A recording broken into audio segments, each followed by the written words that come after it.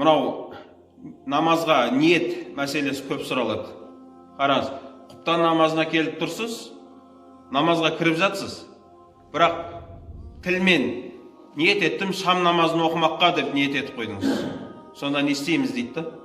Сонда сіздің ниетіңіз алынады. Мына тілмен айтқаныңыз емес, негізгі жүрегіңіздегі ниетіңіз қандай еді, сол алынады. Үйіңізден келген кезде сіз құптан намазына деп ниеттеніп келдіңіз ғой, сол алынады. Тілмен айту ол мұстақап. Сол үшін намазыңыз бұзылмайды. Қараңыз, мысалы құптан намазына келесіз. Сіз ниет еттім Алла разылығы үшін құптан намазын оқымаққа деп тілмен айтқан жоқсыз. Бірақ жүрегіңізбен тұрып, осы құптанға ниет еттім деп, имамға үйдім деп жүрекпен ойлайсыз ғой жаңағы. Ниет етесіз ғой, болды, сол ниетте жүре береді. Тілмен айтпасаң болды, ойбай намаздан шығып кеттің деген нәрсе жоқ. Мысалы өткенде де мына әйелдерге имам болу жайлы айттық. Сонда бір кісілер айтады, сонда оны айтпасаң не болады, сонда ол ниет айту шарт емес қой. Дұрыс, ниетті айту шарт емес.